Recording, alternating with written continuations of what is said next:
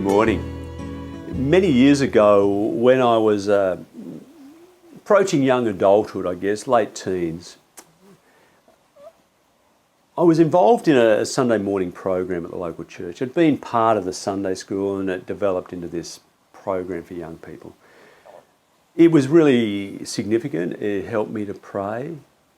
It helped me to read the Bible and to understand this grace and love of God. I'd always intended to join the youth group, but it never quite happened. It was on a Friday night and other things seemed to always crop up. That particular time, I think it was basketball. I was playing basketball and the competition for my age was Friday nights. But I remember receiving one year an invitation to attend the senior youth, the young adult weekend away at the end of the year. And they were trying to reach out and invite some other people that were on the fringes of things. And I said, why not? Looked good. It was down at Austin Mere at this big guest house. So I said, yeah. One of the fellows organised to pick me and a couple of others up and off we went. It was a big guest house. It had this big common sort of room with couches and tables and chairs for eating and a pool table. And when we got there was already a group of people already there talking and laughing and some playing pool. We were told where put our bags, what rooms, and then we came out and I was introduced. I knew some of them not well and some I didn't know. I knew faces but not names or people. So we were introduced around and we were talking and carrying on whilst this pool game was going. And I thought, I always loved snooker and pool. I loved watching it on TV, and if I ever got a chance I'd have a game. I wasn't very good, but I loved playing. I thought, I'll get a go at this later on. But I knew my place. I went to a boys' school, high school, and we learned very quickly to stick in our place, our lane. Don't get out of your lane. There was a pecking order, and it was quickly worked out, determined where you were on that pecking order. The tough guys, the big guys, the ones who like to use their fists and who threaten people and were more violent, were at the top. And we all fanned out. And you found your place and you stayed there. And what I realised in retrospect is we all had masks on. We all had these masks to fit in.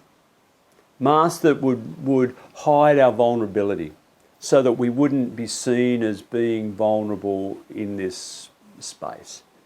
People wouldn't see our fears or our hopes or dreams or something of who we were. We put something forward in the world that was acceptable. And we're really good at keeping that mask on, holding that facade. And so in this young adult group, I knew my place. I was one of the youngest and newest. My turn would come at the end. I knew that. So it came as a huge surprise, a shock, when at the end of their game, one of them walks over and says, Jeff, it's your turn. I suppose I tried to protest, but no, come on. They matched me up with someone else and off we went, and we played. And look, we didn't play very well. And some of the shots, just pretty awful really. And people were laughing, not at us, but with us. And we were laughing with each other that, missed it, And it was okay. It was okay to miss. It was okay to fail. It was okay to not do well. And just have fun together. And the thing that struck me in this weekend was I was accepted. I was accepted as I was. And even with the masks I try to keep there were points in which people gently helped me lower that. We'd have a conversation and say, tell me a little bit about you, Jeff. What do you do? Who are you? And they were really interested. Not judgmental, but interested and affirming. I was included in everything. The group would be going down the beach or down the shop for an ice cream. Come on, Jeff, let's go. Come on, you want to swim or whatever? I remember particular moments. There was one of this transcendent, mystical, wondrous experience. One in particular was Saturday night. It was the part where there was some Christian worship and sharing and prayer, I guess. We went up on not a hill, but a hillside overlooking the beach. And the waves were beating around, and in the sky there were stars and a bright moon and a gentle breeze. And it was just beautiful. We sang some songs. Some guys had their guitars and played, and we sang some songs. And one guy shared something of his journey and his faith and who he was. And as he was talking, and as we were in this group, I felt this deep and profound sense of belonging. Belonging to these people who I barely knew, but belonging into this group. But it wasn't just the group, it was belonging in the world. It was this kind of this mystical experience of belonging, you know, the stars, the moon, the waves, the sand, the trees. I was part of this world, this universe. And through it all was this sense of transcendent reality, this God, this mysterious God whom I can't name and define and control, but was there. And the feeling was one of deep peace and love, being held in this deep peace and love that was just profound. That was my experience then, and many times in nature, in walking in the bush, of feeling the sun on my back and looking up and seeing trees and hearing birds, of walking with our dogs, of looking at the creek, of being in other places, Milford Sound and those majestic cliffs covered in clouds and mystery, looking at the shore of the lake in Queenstown recently and just staring and watching this beauty and wonder, the sun setting over the lake, or the sunrise in the morning, or the colours in the trees changing through the seasons, or through autumn. Of being held in this beauty and this wonder and this mystery. And when I sit long enough and contemplate it, of this sense of belonging to this world that is so beautiful and rich. Of people and groups that I'm with, sitting around a table with friends or family, sharing food and drink and stories and laughter and tears and belonging. And in each of these experiences, there's this deeper sense of this mysterious God presence, this transcendent presence that's real, of this spirit within and through that holds us in love, deep and profound love. Of times of just contemplating and praying and feeling this presence of God, this affirming love that just holds you. And you can't define or control or grasp. It's just there. And in this moment you feel it. This week in John's story of Jesus, we have such a moment.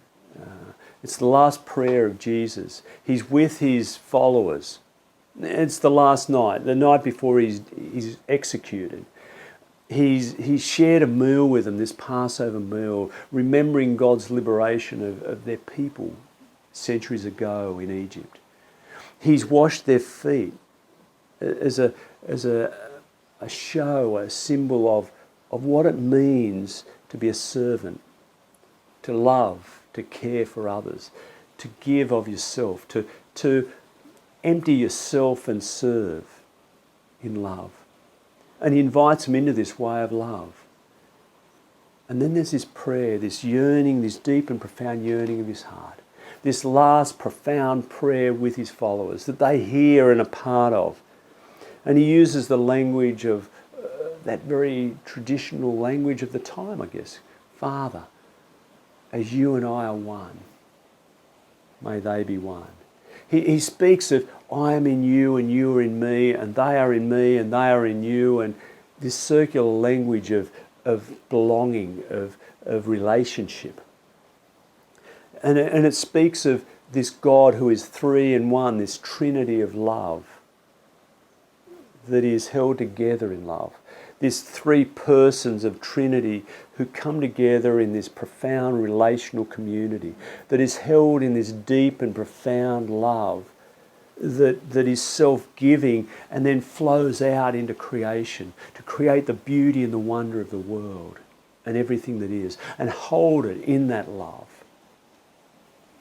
And this story of Jesus who gives himself for the sake of the world to reveal that way of love and what love is, and the power of love that cannot be quenched by death or violence or the powers of the world, and offers us a way into life.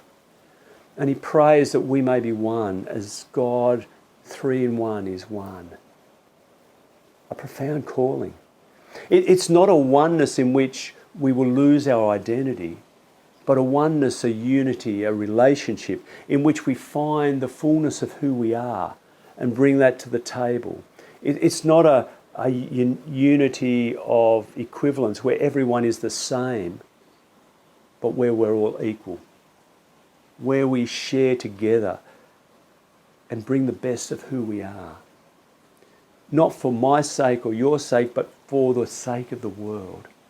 This mission of God is the reconciliation of all things, the union of all things into this deep and profound love at the heart of everything. And that mission and purpose is the purpose we're invited into. To bring that deep and profound love to all the situations of life. To work together in a united way, sharing love with each other and with the world. To speak into and act into places like Gaza where there is genocide and murder and killing and destruction, where there's fighting and violence and horror. Or the reign of Vladimir Putin that creates warfare in Ukraine. Killing and destroying, violence and abuse. Or in homes where there's domestic violence, or neighbourhoods where there's violence and shooting, and where young people are trying to find their way and lose their way and need healing and hope and life. Where people are lonely and lost and frightened and sick, to reach out and bring them into a community of love that supports and cares and allows for belonging and hope. It's this love of God that is everywhere around that we're invited into. And this prayer of Jesus is that we may be one, as God is one. United in purpose, united in love, to work out into the world and to bring love and hope and relationship to all people and all things, and to hold God's creation in love, peace and justice. This is what we're invited into. You follow? Amen.